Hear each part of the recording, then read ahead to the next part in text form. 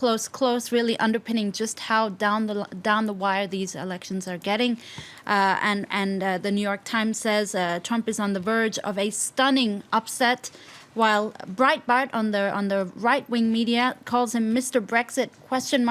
Wondering indeed if he also will go down the road of that unexpected Brexit vote.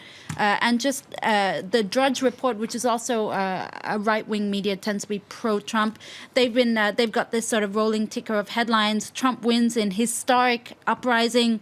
Republicans keep House. Trump wins Florida, Iowa, and all the states that he's been winning. So just a few reactions from Twitter. This voter, a Trump supporter, says, "We did it. Media refuses to report that Trump wins, even though they know Pennsylvania is a lock and likely Michigan also." So in Trump's camp, we're seeing that they're actually calling a victory, even though the official result has not come out yet. And just a few more tweets. This person also making reference once more to the Brexit, the unexpected nature of the Brexit. And this user saying, if Trump wins tonight, he will have defeated Hillary Clinton, the Democrat Party, the Republican establishment, and the media. Quite a string of victories, isn't it? And one of the big losses for the Democrats, of course, that swing state dipty of Florida. That's right. That was one of the most important states that the Democrats lost. And the Washington Post actually reports that this defeat has essentially wiped out the Democrats in the South.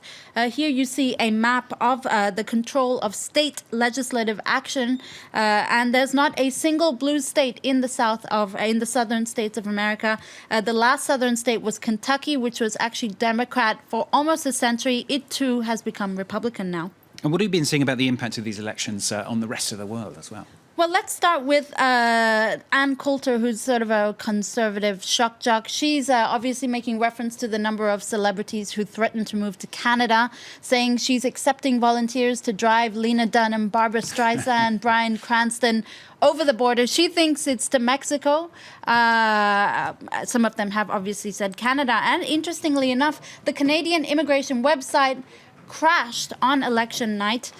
And this is a website. It's back up now, but for a while, people could not access it. I'm imagining that was a lot of Americans frantically trying to access the immigration rules of Canada. And a lot of anxiety as well over just the sheer closeness of these results, Dipsy. That's right. Election anxiety, you might say. That's what Fortune is saying. In fact, it's even BuzzFeed was saying before, people are freaking out. They're flipping out over how close these election results are. Just a few tweets here. Mr. Bean making his appearance here, waiting for the U.S. election results. You see him peering out of the door there. While this user...